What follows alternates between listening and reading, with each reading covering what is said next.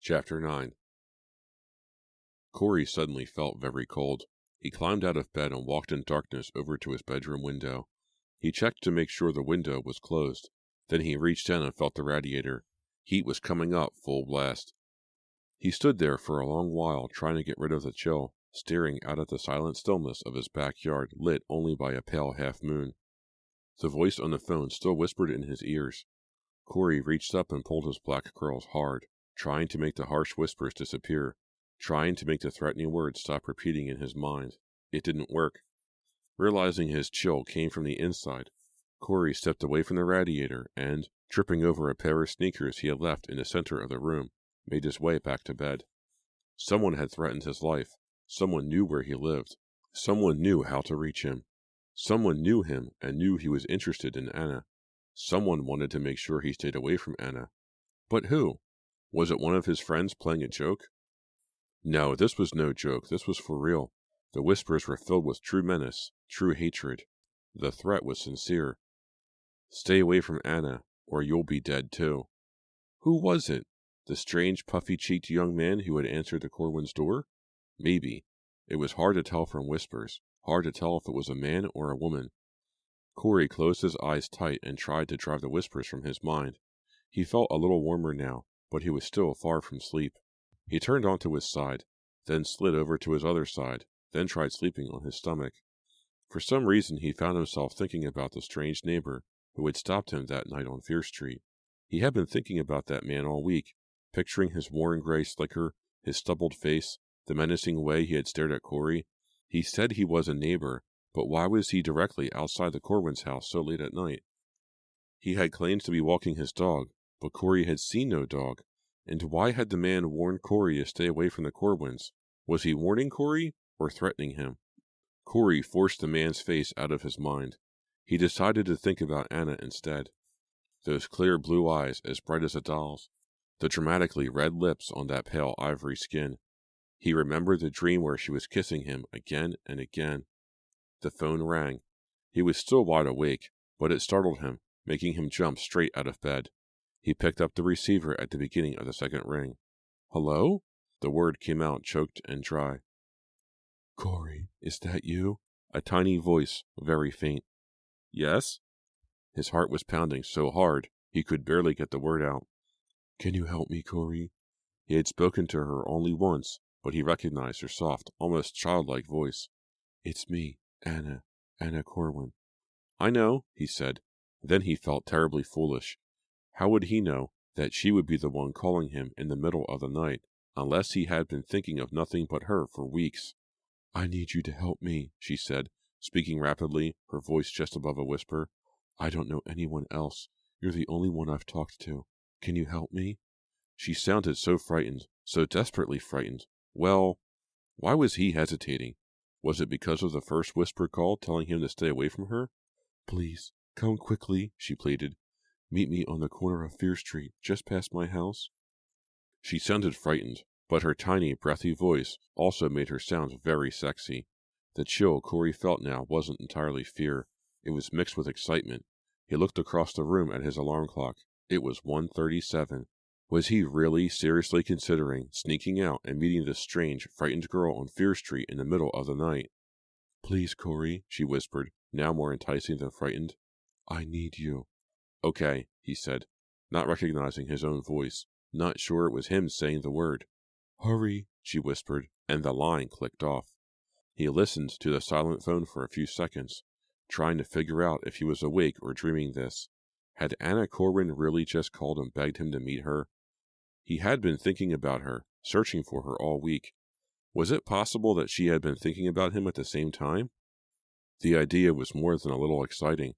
But why had she sounded so frightened, so frantic for him to come at once? And why did she want him to meet her out on the street? The street. Fear Street. Corey had started to pull on his jeans, but he stopped as he remembered where Anna lived, where she wanted to meet. I'm 16 years old, he told himself. I'm not a child. There's no reason for me to be afraid of a silly street. But he had to admit that the idea of waiting alone for someone on Fear Street in the middle of the night was pretty frightening.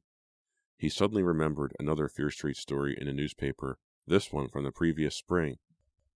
Two cars going in opposite directions on Fear Street at night had collided head-on. A Fear Street resident heard the crash, ran out in his pajamas, saw that both cars were filled with badly injured people. Some of them were unconscious. Some were pinned inside the crushed cars. He ran back to his house and called the police. The police arrived less than 10 minutes later. They found the cars crushed together in the middle of the street, but both cars were empty. There was dark blood on the seats and blood on the street, but all the passengers had disappeared without a trace. No sign of them was ever found. 6 people, 6 injured people, who had been trapped inside 2 cars, vanished in less than 10 minutes.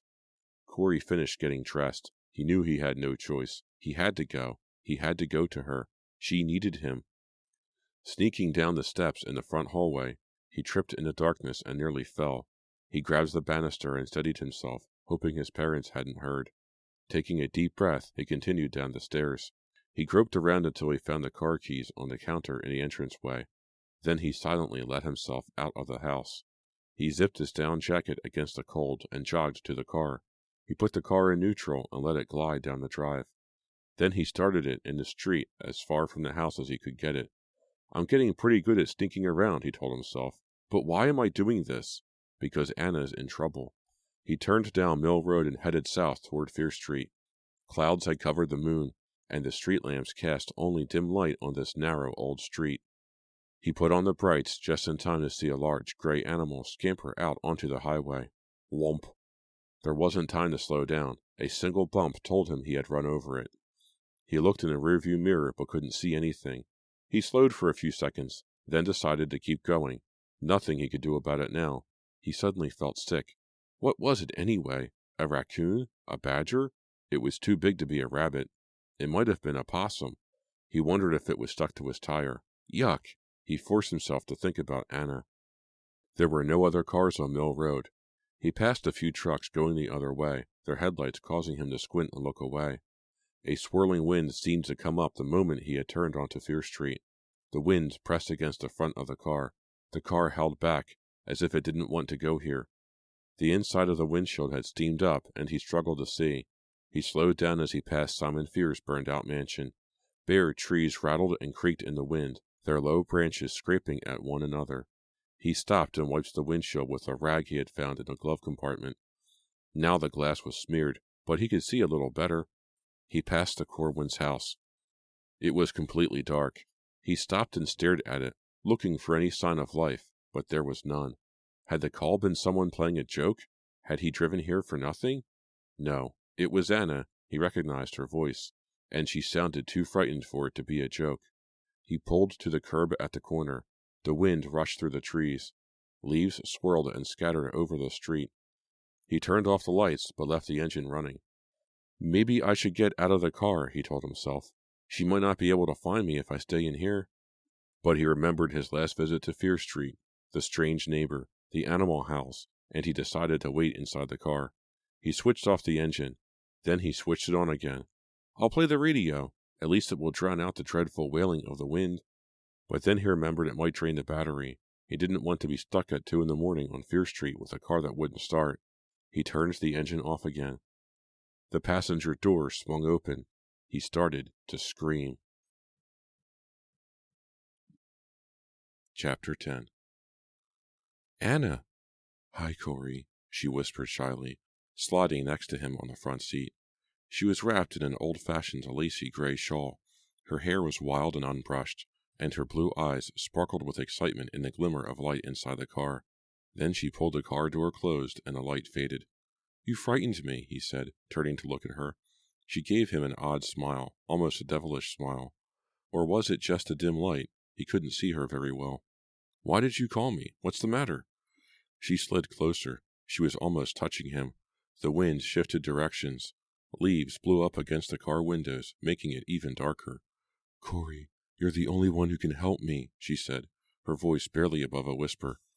She was trembling slightly, as if she were holding back her fear, struggling to keep herself together.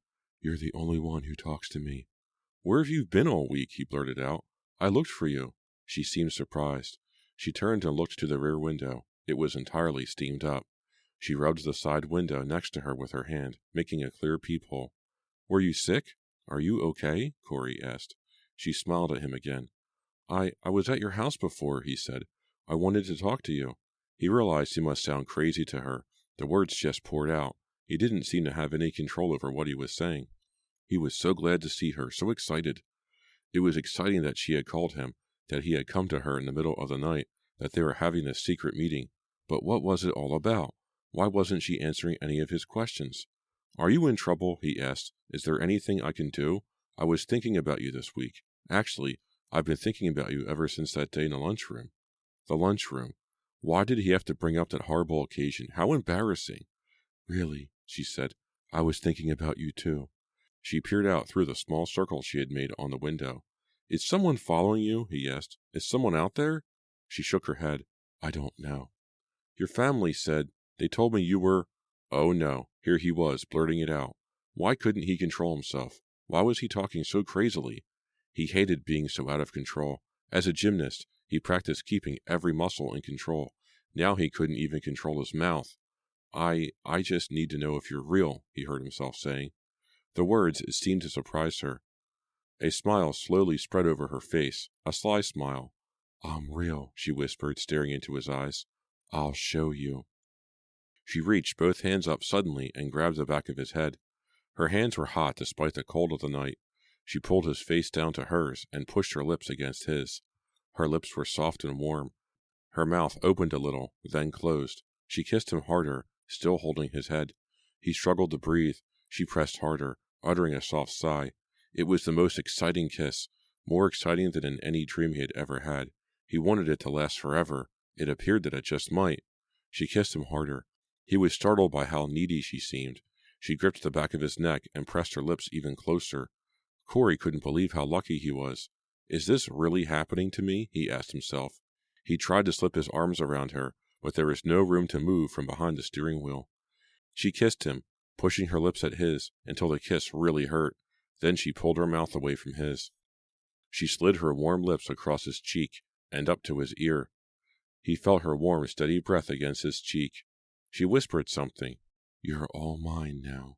Is that what it was? Did he hear her correctly? You're all mine now. No, that couldn't be it. He didn't hear it. Do you believe I'm real now? She asked, her hand still on the back of his neck. He tried to reply, but no sound came out. She laughed, a surprisingly loud laugh that startled them both. They had both been so quiet up till now. The wind shifted again. Large brown maple leaves blew hard against the windshield as if trying to break in. Somewhere nearby, an animal howled. She let go of him and settled back in the seat, a pleased expression on her face. He could still feel her lips on his, still taste her, still feel the pressure of her face against his. They didn't say anything for what seemed a long, long while. Finally, he broke the silence. Why did you call me, Anna? He didn't really want her to answer. What he wanted was for her to kiss him again like that, and again, and again. You sounded so frightened, he said, reaching for her hand but not finding it. She smiled at him, this time a guilty smile. I just wanted to see if you'd come, she said. She looked away. She started rubbing a fresh peephole in the window. You weren't in trouble? She didn't look at him. I knew you'd come, she said. I just knew it. He stared at the back of her head, at her golden hair, which fell in long tangles over the gray shawl. He wanted to kiss her again. He wanted to wrap his arms around her. He wanted to feel her hands on the back of his neck again. He reached out and put a hand on her shoulder. That's why you called? You just wanted me to come here? She turned around, her face expressionless. She looked at him, but didn't say anything. When I was at your house, a guy answered the door. He had to ask her about it. He just had to. He knew she was real now. So why did her family say she was dead? My brother, Brad, she answered, still expressionless. She stared straight ahead at the clouded windshield.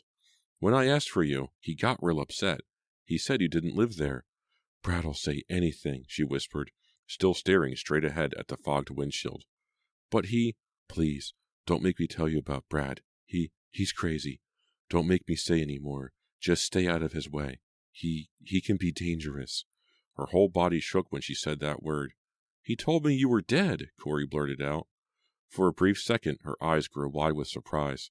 Then she pulled the door handle, pushed open the door, and jumped out of the car.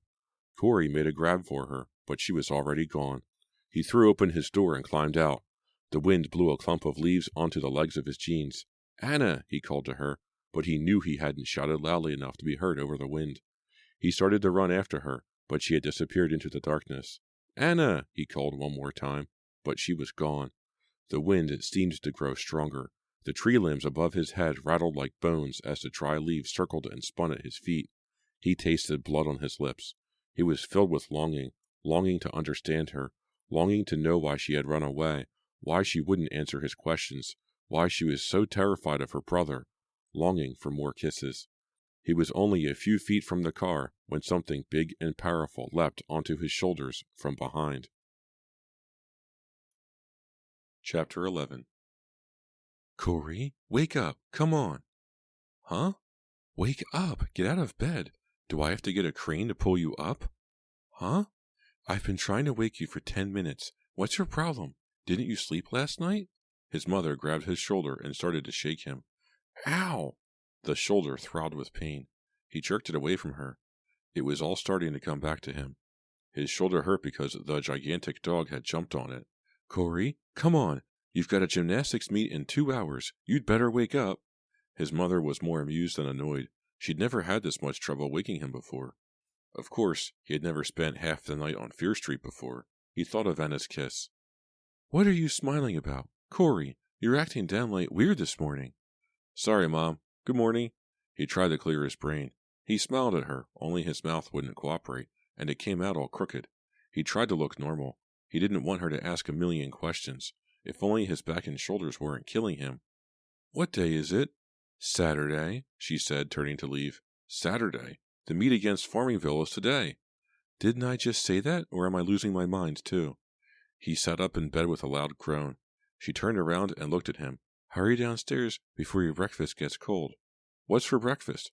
"Cornflakes." They both laughed. It was one of their favorite jokes. After she left, he carefully pulled off his pajama top and surveyed the damage to his shoulders. They were just badly scratched. That huge Doberman, Voltaire, had pounced on him as if he were a mouse. The whole scene with all its horror replayed itself in his mind.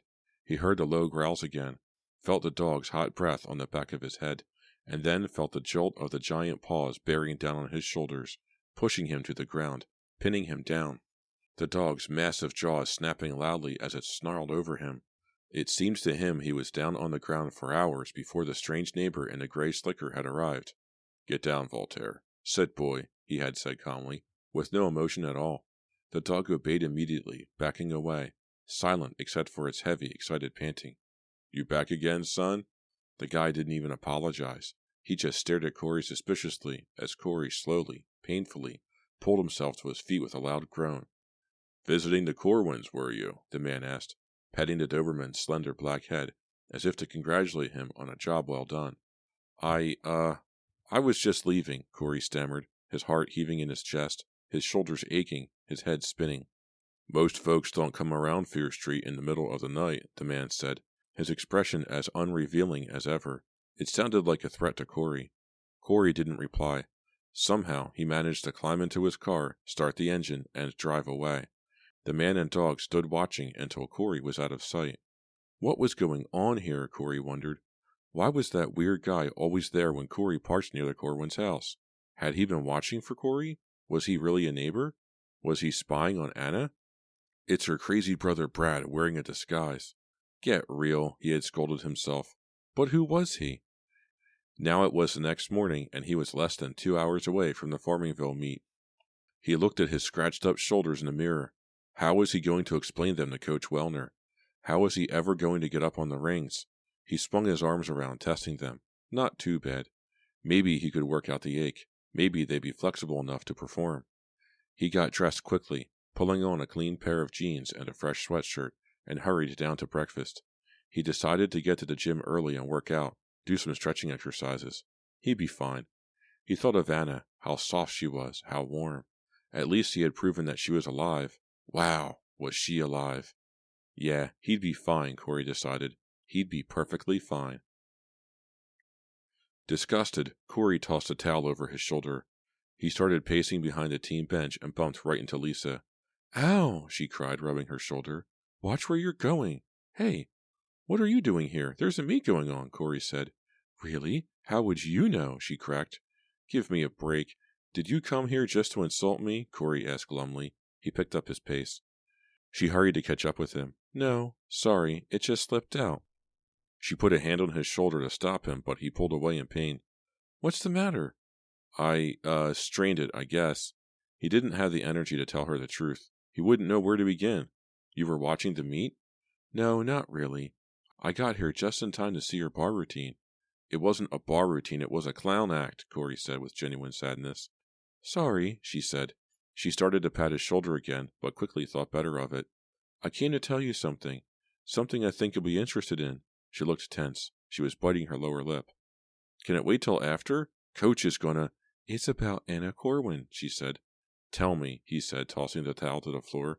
She frowned. She took both his hands and pulled him to the side of the gym. We were at my cousin's house last night, she told him, leaning back against the tile wall. Which cousin? What does it matter? You don't know any of my cousins. Oh, right.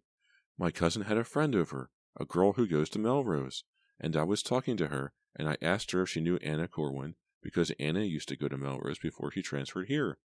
Yeah, and? Well, when I asked about Anna, the girl got this funny look on her face. She actually went pale. Why? Corey asked impatiently. What did she tell you? Well, you're not going to believe this. She said that Anna had been in her class, but that Anna was dead. Chapter 12. Corey's face filled with surprise and then anger. That's not funny, Lisa. Why'd you pull me away from the meet to tell me such a stupid... He started to go back, but she shoved him back against the wall. Ouch! His shoulders throbbed with pain. Oh, sorry. Just let me finish. It isn't a joke. It was a terrible tragedy, my cousin's friend said. There were rumors about Anna Corwin all over her school. No one was sure what really happened. The story was that Anna had fallen down the basement stairs in her house. She died instantly in the fall. But that's impossible, Corey said weakly. He thought of their kiss the night before. He felt Anna's lips pressing so hard against his. Totally impossible. My cousin's friends swore that it was true, Lisa told him. It happened over the summer vacation, and people were still talking about it in the fall. No way, Corey said, bending over to retrieve the towel. I don't believe it. I just don't. There's an easy way to prove it, Lisa said. Get dressed. Let's go do some investigating. Are you kidding? In the middle of the meet? He glanced nervously over to the coach. Coach Wellner was unhappily engrossed in Arnie's bar routine. You're finished anyway, aren't you? Lisa asked impatiently. Yeah, in more ways than one, Corey said glumly, suddenly remembering the pathetic performance he had just given. But if Coach catches me ducking out in the middle... He changed his mind. He knew he had no choice. He had to find out the truth about Anna, right away. Okay, meet you in the parking lot, he said.